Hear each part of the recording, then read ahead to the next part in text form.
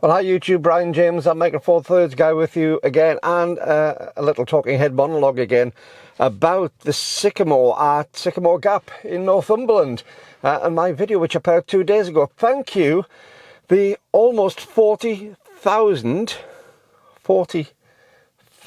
people who viewed that video. Thank you very much. And also for the over 10,000 comments which were put onto it. Thank you all. Some of the comments were incredibly appreciated because they were very thoughtful, some very thought-provoking, some showed themselves up to be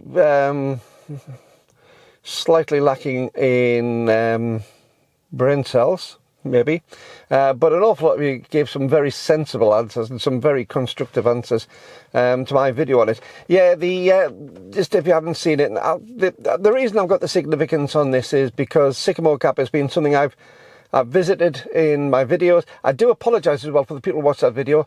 I uploaded the wrong one. I didn't have the photos in, so this will have some of the photos in that I was going to say about, but I visited Hadrian's Wall. I did a whole series of Hadrian's Wall talks, videos at the beginning of this channel, and Sycamore Gap is one of those places which I went to. It's a stunning place to go and visit, but it raised a couple of things which I think I need to give some answer to in this. From my point of view, and why it's on this channel more than anything else, is because there's a photographic subject. It's been photographed by millions of people, and it's one of those places, or it was one of those places, where you could go back to over and over and over again and see some different sites from the same place.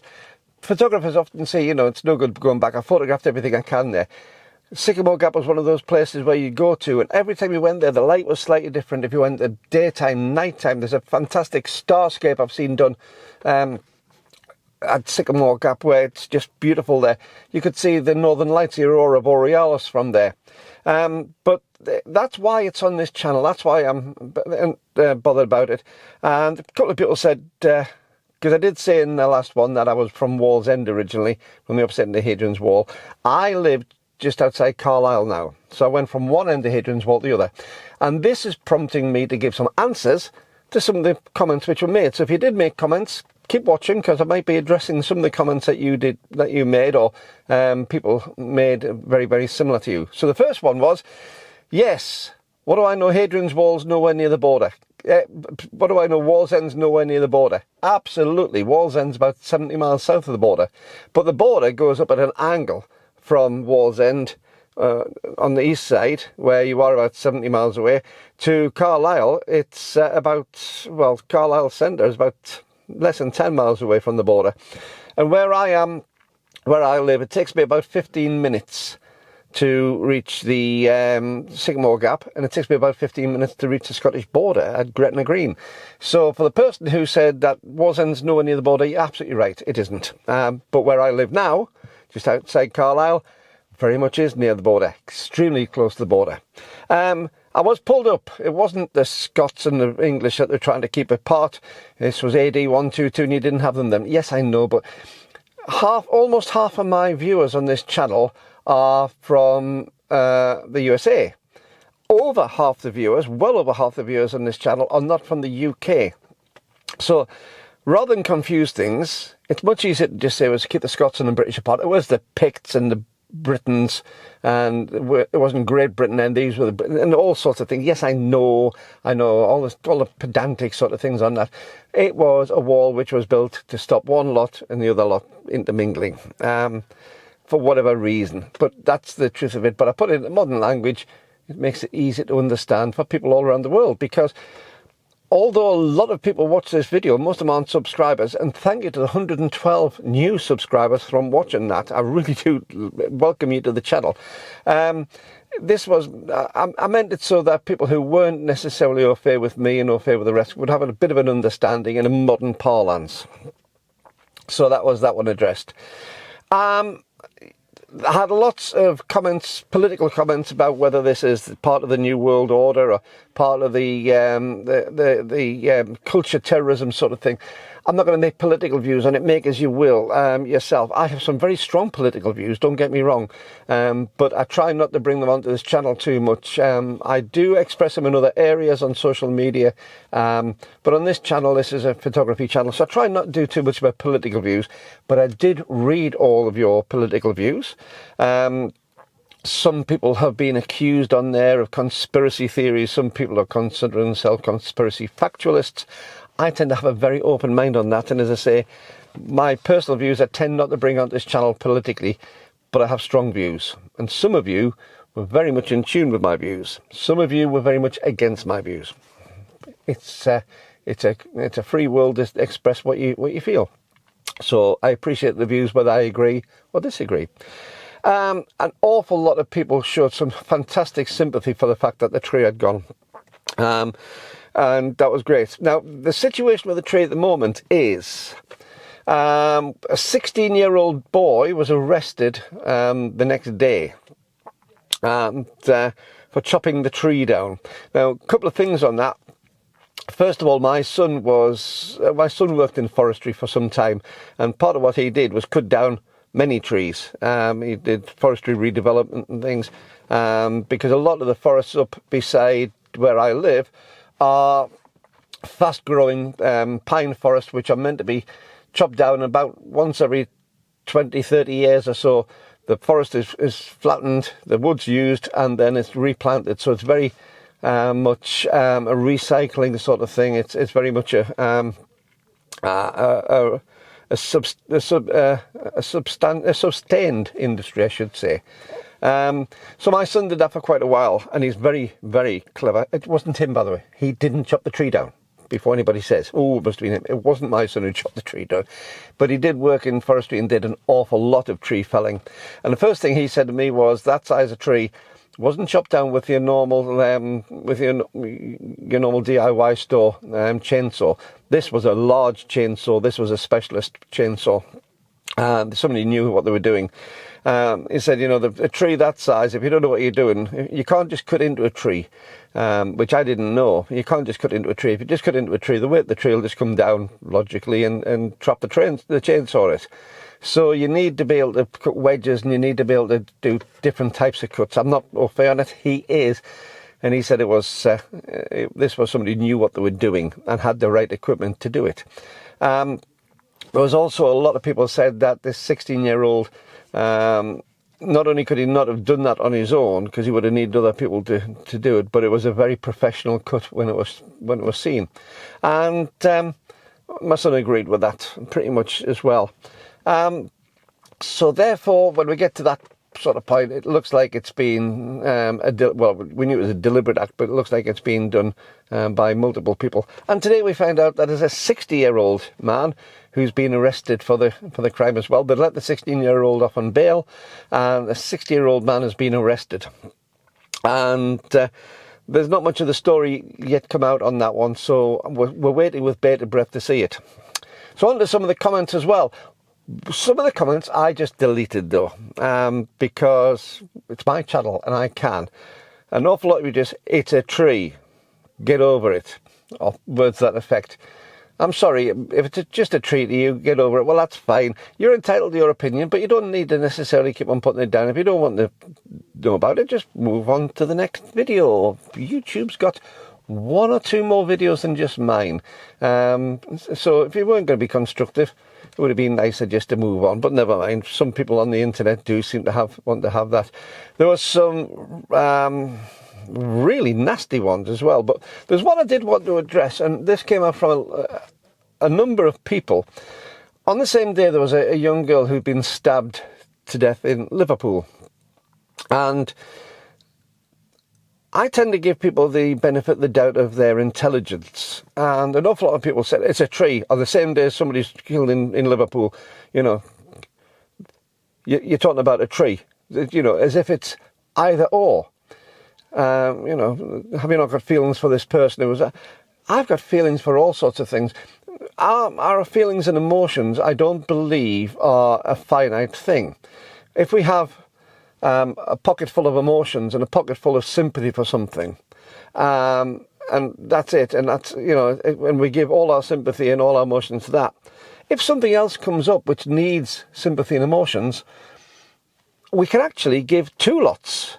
We can create sympathy and emotion inside us to keep on doing as many as we need. We are actually very clever on that. It's not a finite pot. So because I commented on this tree, which did devastate me, and I did feel was an evil act, doesn't mean to say that the situation with a young girl being killed in Liverpool was anything less. It's just that I didn't report on it. Now, I would have thought I do give people the benefit of the doubt on things and tend to think that people have the understanding that maybe they don't. Maybe I overestimate people's ability to actually have some common sense. But no, because I did this thing on a tree, doesn't diminish or take away anything that I would feel for anybody else insofar as a horrible situation. There was somebody who went on about the fact that, you know, we're talking about a tree, but their family's going through hell and they've got cancer and this and that. I take that. I understand that.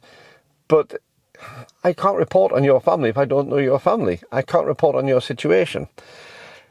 People were saying, yes, but we're pulling down tree forests all over the world and nothing's being done about that. And we're pulling down trees and woods and things for building. I totally agree. I totally go with that. And there's an awful lot of the expansion of the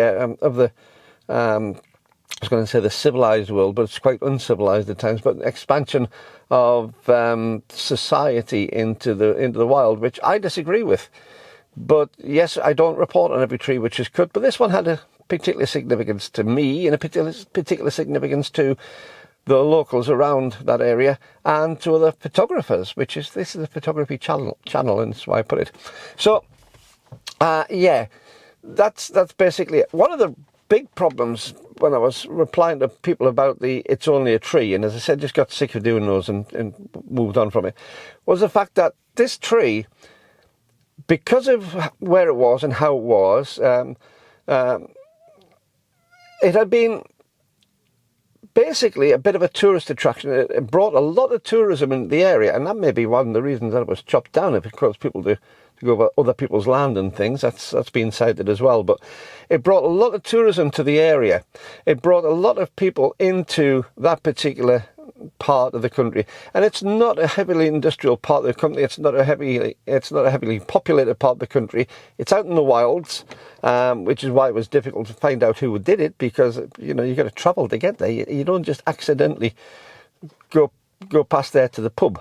It's not that sort of thing. And to take a heavy chainsaw out, you've got to be meaning to go. But because of that, there's an awful lot of businesses maybe won't have that tourism, maybe won't have some of that income coming in. And to me, it's bigger than just a tree, because it's the loss of jobs, the loss of income, the loss of something special in nature. And that's one of the issues on it. So what else was asked in the comments? Well, one of the things about the age of the tree, I don't know exactly the age of the tree. I'm not totally up on it. Some people are saying 300 to 400 years. There was a guy called John Clayton, who was around in the early 1800s, and he was the town clerk for City of Newcastle. Well, city clerk, but he was the town clerk for a long time. A lawyer, a wealthy lawyer at the time, and if you go to Newcastle, there is a Clayton Street, and he's part of the sort of classical area of Clayton with John Dobson and Granger and people like that. And Clayton bought an awful lot. He was actually, he inherited Chester Fort, which is one of the forts on Hadrian's Wall, and he was so taken in by Hadrian's Wall itself, which was fallen into great neglect and dereliction, because a lot of the local farms and houses and things were taking the wall bricks and building new buildings from it, so it was being depleted at a huge rate. And he bought up huge swathes of the land along Hadrian's Wall, where the wall was, and protected it. And there is a rumour which has gone that Clayton had that tree planted, and if that's the case, it would only make it about 150 to 200 years old. But it could also be the fact that it was just there, and because of the protection that Clayton gave that area by buying it up and making sure that it wasn't going to be devastated by other people by vandalism at the time, that it would survive. So that's where we stand on that. We have a 60-year-old man who's in custody at the moment. We have a released 16-year-old boy, and one of the things about the 16-year-old is it seems that it may be that was something of a patsy, because a 16-year-old would have a totally different sentence to a 60-year-old because of how English law works. I don't know the details, and I'm not speculating on the details of who did it. You know, that will come out in time. I can only say what I've seen, but that's very much where we are. So thank you for the amazing response. As I say, I've never had a video which has gone anywhere near as viral. 40,000 views inside 2 days from releasing it, and most of those were on the first day. It's slowed off a lot because it's a news story. But I think it was about 39,150 when I looked a few moments ago. Absolutely incredible. If you are one of the 112 subscribers, please keep on watching the channel and have a look through some of the other videos if you're into photography at all. This channel does sort of concentrate on Micro Four Thirds photography. I would love to have you on board. I really do appreciate it. And join the merry crowd of, 9,400 subscribers now. But all of you giving support on watching the video, thank you very much. I'm a little bit sad because I'm several hundred miles away in Cornwall at the moment. So when I go back up, I will unfortunately see the devastated site. But that's the interest. An interesting aside from this, I put a photo walk of Perranporth up the day after that, and I think it's not quite at 1,000 views yet. Maybe I should start reporting on news items rather than photography. No. This channel will stay as a photography-based channel. Thanks, everybody. If you are going out with your camera, keep on enjoying yourself, keep on having fun with your photos, and I'll see you next time. Bye-bye.